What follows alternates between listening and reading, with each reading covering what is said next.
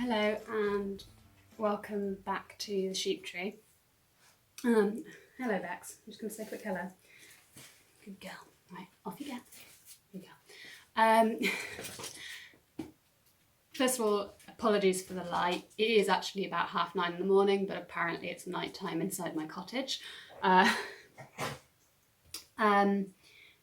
Today I'm going to talk to you briefly about the first yarn of my 9 steps range of yarns. These are hand spun yarns and they are all gradient dyes, blends. One moment, I'll just pause to let Bex outside.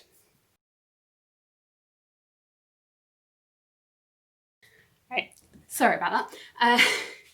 Yeah, so these are all gradient blended yarns, called 9 steps because I find that 9 different shades works best to get a gradient for me over a 100-gram skein. So this one is called 9 steps from donkey ears to teal. This is my sample skein. So the first one I spun up when I was testing whether I'd got the gradient right so that it was effective enough for what I wanted. The reason it's called from donkey ears to teal is because the sheep that it came from are called donkey ears and teal. Not all of my sheep have names. Most of them earn their names. Teal came with his name, so Teal's my Ryland tup.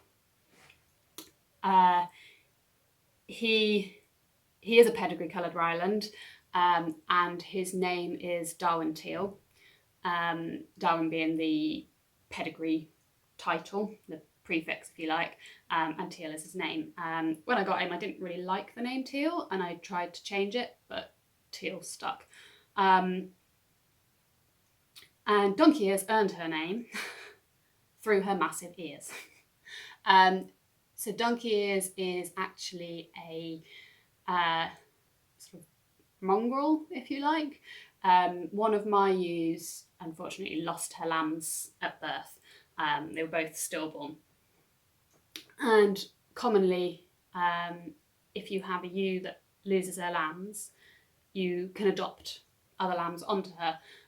So farmers, they might have a ewe that's had triplets, and the ewe's only got enough milk for 2 lambs, so they will then take one of the lambs off.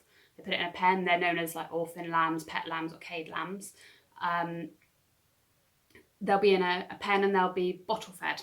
And then if that farmer or another farmer either has a ewe that's got a single lamb but has got enough milk to feed 2, they might try and adopt one onto it. Or if a ewe loses her lambs, you can adopt one of these pet lambs onto her. So I had a ewe that lost both her lambs, both stillborn. So I went to another local farmer and I picked up 2 pet lambs, which were then, they are now known as donkey ears and donkey ears' mate.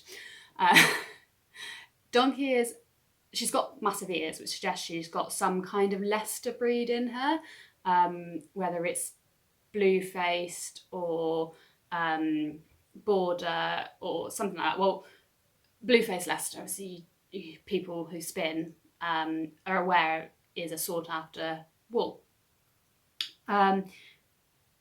There's a mule breed, which is a crossbreed of sheep, which often incorporates Leicester into there, which is why I think that she's probably got this Leicester in her, but also because her fleece is beautiful. She has the longest, creamiest, crimpy fleece. And even now, so she was shorn in, this year, I think it was the end of June or beginning of June. And even now, I was out in the field speaking to her yesterday and it's coming along and it's already crimpy, nice crinkled, springy looking fleece. So this wool is 9 steps from donkey ears to teal. So on the fleece we have donkey ears. I don't know how well that will be showing up. And we have teal. As you can see, teal's fleece isn't actually just black or brown. It's got different shades of grey in it. And the tips, you can see, are bleached. The tips tend to be more brittle anyway, so in the preparation of the fibre, they break off, so you have less of the bleached wool in your fibre to spin. But yeah, so because this is all different colours, when I'm preparing it, before I start blending the two fibres, I blend this fibre with itself. This is washed fleece. I'm not going to go into how I wash fleece in this video because that's a whole video in itself. So I've washed the fleece and then I card it. This one I carded because I was only doing 100 grams. I used my paddle carders and made rolags. So this is actually a true woolen preparation, this fibre, this yarn. With the first batch I'm doing now, so I'm in the process of preparing 500 grams, so that's 5 skeins of this. I'm using my drum carder. So I've used my hand carders to flick out the tips. That's just separating the fibres at the tip so you don't end up with any clumps on the drum carder. And then I've used the drum carder to comb it all into bats. So I ended up with a quantity of this in bats and a quantity of this in bats. I then took these quantities of fibre and weighed them out in the proportions I'd chosen to create a blend. So, I started off with the majority of dark fibre, which gives me this as my starting. So this is not 100% teal. It's a mixture of teal and donkey ears.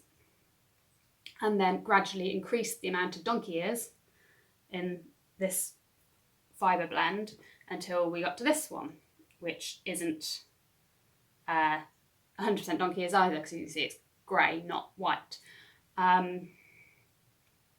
So I ended up with a gradient of 9 different coloured fibre parcels.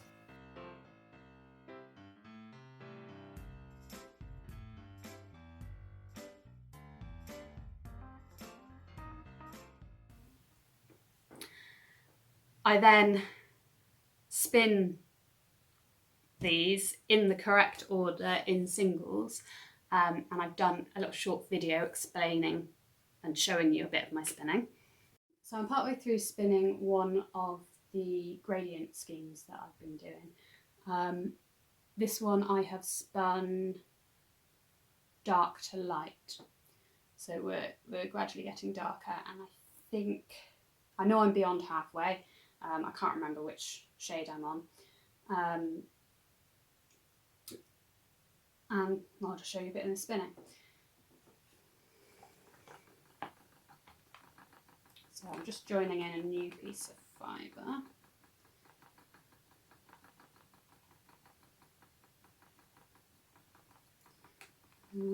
Apologies, I'm not sure that I can get. I'm not at my comfortable spinning distance just because of the camera angle. Because normally I would be back over here somewhere, which I don't think you can see. So I will rein it in closer to the orifice. So this is a sort of semi-woolen preparation, and I'm using again semi-woolen technique. I'm doing a short back draw. I would do long draw, but it doesn't always allow for it. Occasionally you'll see me stop and pick bits out. That's just little neps where there's little sort of balls of wool that the fibres don't separate out and spin into the singles nicely. Sorry, I'm deviating away. As you can see, it's producing quite a nice fine single, which will then ply up into a nice bouncy yarn. There you go, there, see there's a little bit that's just not separated.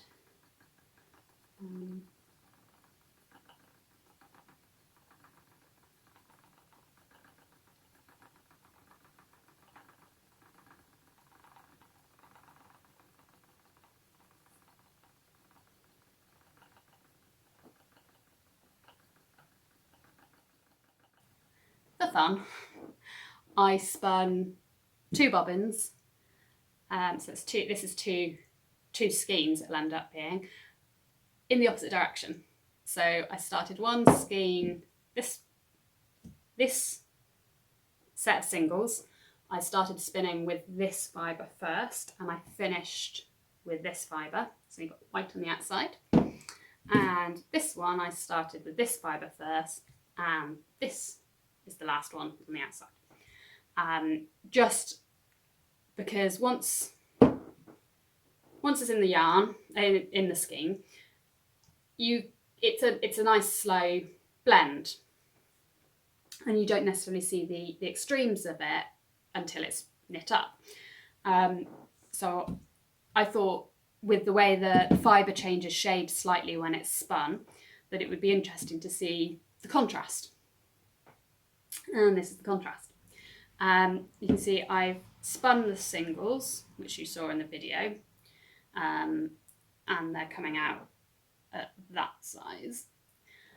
I then chain ply the singles, so that uses a technique where you end up with a 3-ply yarn, but you keep the colour gradient, so you're plying purely from one bobbin, as opposed to a standard 3-ply where you have 3 bobbins of singles that you ply together. And that then produces a lovely round, a round yarn. This has, I can't remember off the top of my head how many wraps per inch it is, but it is sort of smack bang in the middle of a double knit range. So it's, in my mind, ideal for knitting garments. It's a woolen spin. This is true woolen. These are going to be semi-woolen because I use the drum carder to prepare them, so they're not in true rolags. But it will give a very similar springy fibre, springy yarn, sorry. And because I've used the chain ply, which produces a 3-ply yarn, it means that you will, if you use textured stitches, it'll pop nicely. So cable stitch or sort of basket type stitch will show up lovely with this. So yeah, that's basically the steps involved with spinning any of my hand spun blended 9 steps yarns. I will be, when these are complete, they will be listed for sale on my Etsy page, and I'm considering, and I probably will do some as a trial and see how popular they are, but doing some 9 steps fibre packs. So if other spinners want to spin on a gradient, because I appreciate not everybody's got a field full of sheep they shear every year, and then they can just go into their shed and pull out different fleece they want, that if I do a pack where you've got your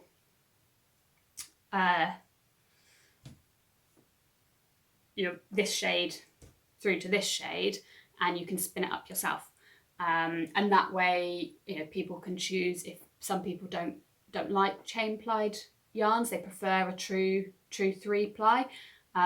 So if you wanted to create a true 3-ply, you could buy 3 packs or split your parcels of fibre down into 3, spin them on 3 bobbins and ply them together.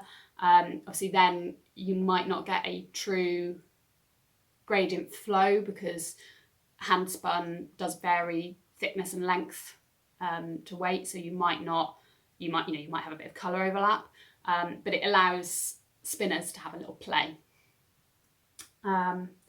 But yes, that's the second thing I'm thinking of doing. I'm going to get these done, these 5 skeins of the first batch done.